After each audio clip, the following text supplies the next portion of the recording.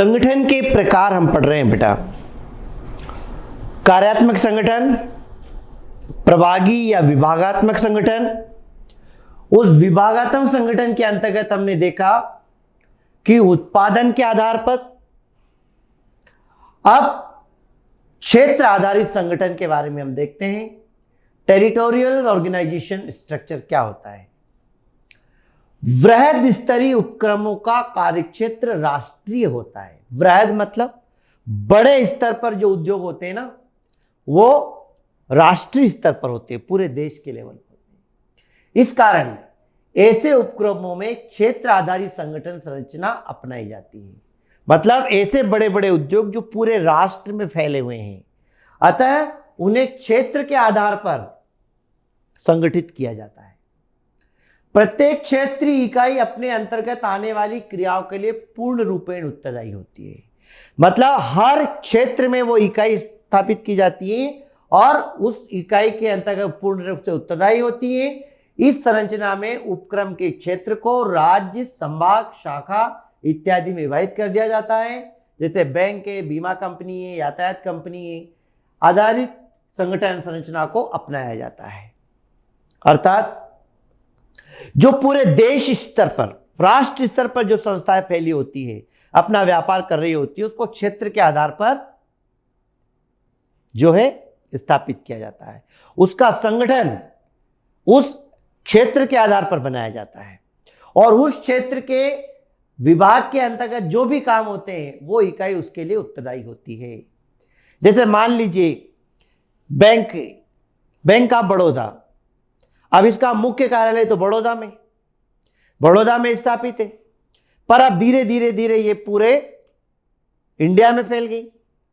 तो जिस भी क्षेत्र में है उस क्षेत्र की जिम्मेदारी उस ब्रांच मैनेजर की होती है। अर्थात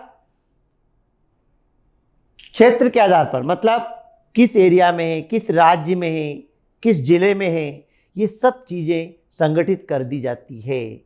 तो क्षेत्रीय संगठन वो होता है जो बहुत बड़े स्तर पर पूरे राष्ट्र में फैला होता है।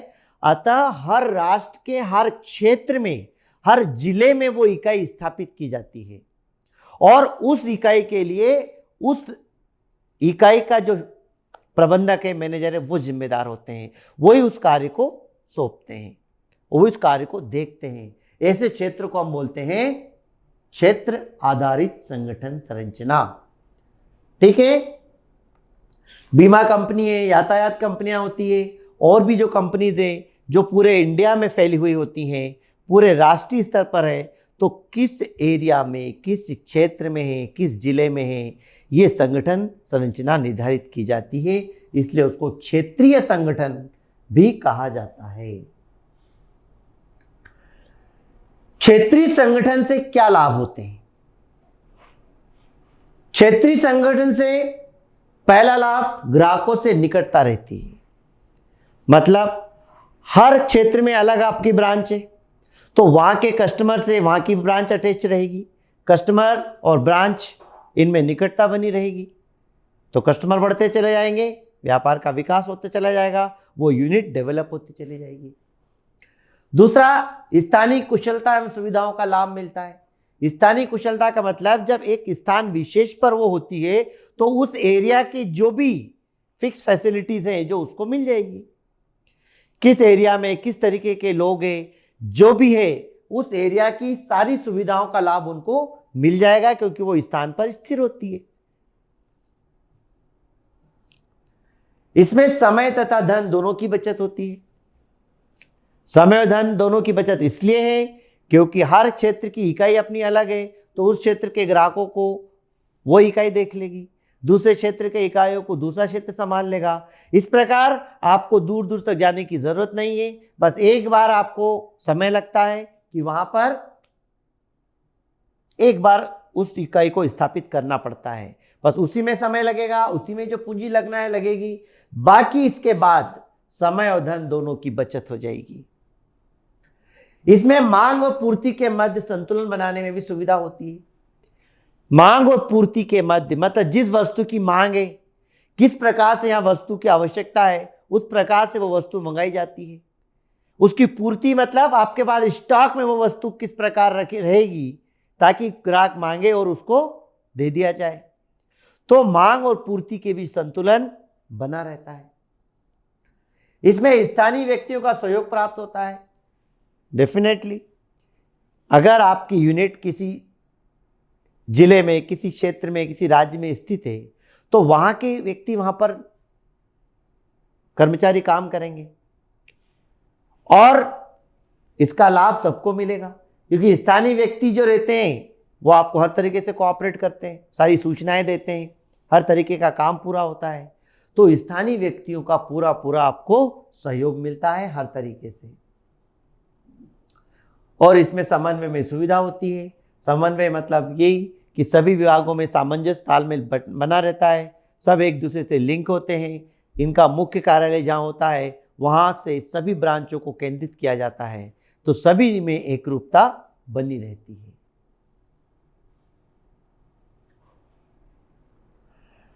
अब क्षेत्र आधारित संगठन के भी कुछ दोष हैं।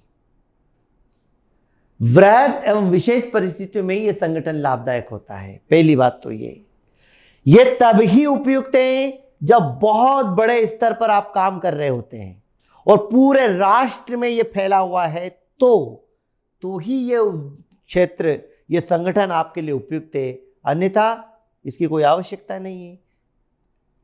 दूसरा, यह संरचना दोहरेपन के कारण खर्चीली होती है। दोहरेपन का मतलब डबल डबल, आपने कई और ब्रांच डाली है तो जो यहां पर खर्चा होता वही खर्चा वहां पर भी होगा।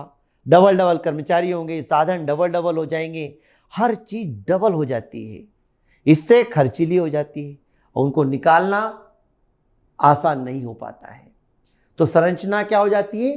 डबल हो जाती है, हर काम डबल हो जाता है, स्टाफ डबल, और पूरे राष्ट्र में अगर फैला हुआ है तो फिर उतना ही कार्यभार भी बढ़ जाता है।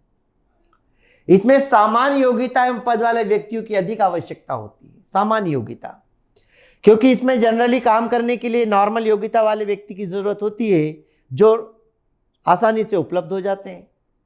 पर क्या होता है कि सामान्य योग्यता वाले व्यक्ति सामान्य काम ही कर पाते हैं, और अगर उच्च व्यक्तियों को आप रखते हैं तो लागत ज्यादा आती है।